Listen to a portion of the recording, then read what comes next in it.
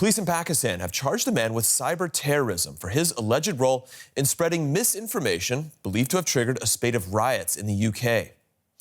Police have arrested a man named Farhan Asif in the city of Lahore. He's accused of being behind a website that claimed that the attacker who stabbed 3 girls to death last month in the UK was an illegal Muslim migrant. And the authorities have blamed the fake news for contributing to riots across the UK, some of which targeted mosques and Muslim communities. All right, for more on this story, I'm joined by DW reporter Beenish Javed here in the studio. Beenish, we talked about this a little bit. Why is a man in Lahore being blamed for these riots that happened in the UK? Stephen, authorities in Pakistan say that an investigation by British broadcast network ITV led them to probe and then take this man, a 32-year-old man, Farhan Asif, into custody. Now, ITV investigation basically says that this man is believed to be behind this website, Channel 3 Now. And just hours after this attack last month, in which a man stabbed, actually a 17-year-old minor, stabbed three young girls to death and injured 10 people. This website claimed just hours as attack that and falsely claimed that a Muslim migrant was behind this attack who had illegally entered Britain last year. And the New York Times says that the British High Commissioner in Pakistan spoke with Pakistani officials, and according to a New York Times, it was the British government that had put pressure into Pakistani government to take this man into custody, who they hold responsible, at least in part, for what happened in the UK, the riots, in part responsible for the riots. Do we know what the intent of this person was when he was posting this? Did he intend violence? Can we say?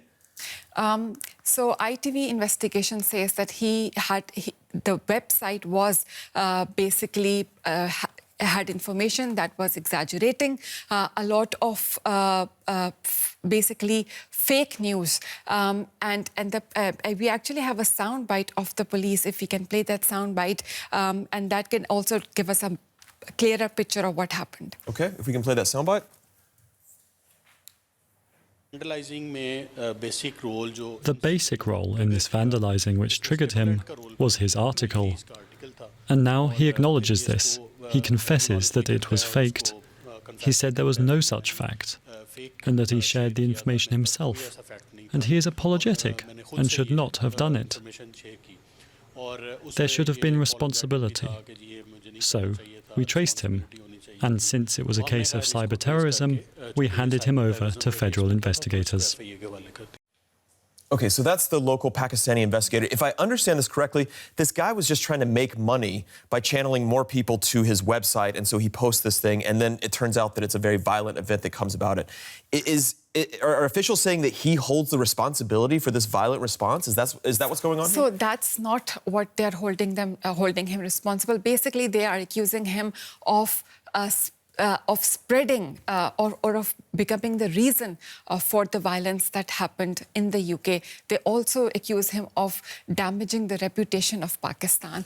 Was he the only one who posted something like this? Do we know that? No, he was not the only one, but according to the authorities, his account was one of the first ones that came up with misinformation, false information.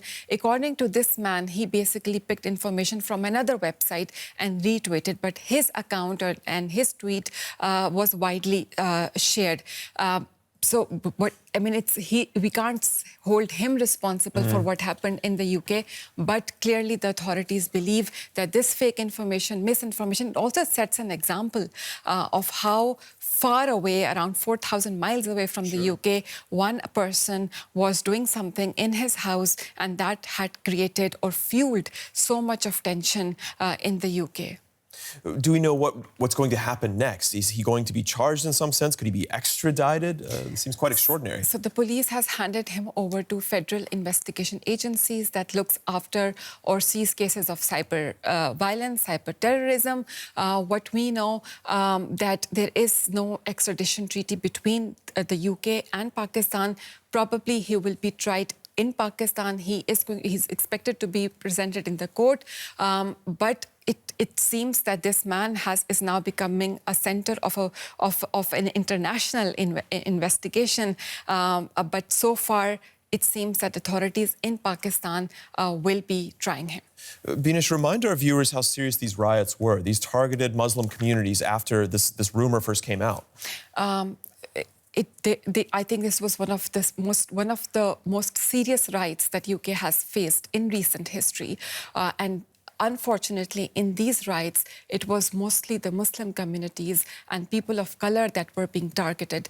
Immediately after the attack, when with this information was shared, we saw that there were attacks on the mosques, hotel housing asylum seekers.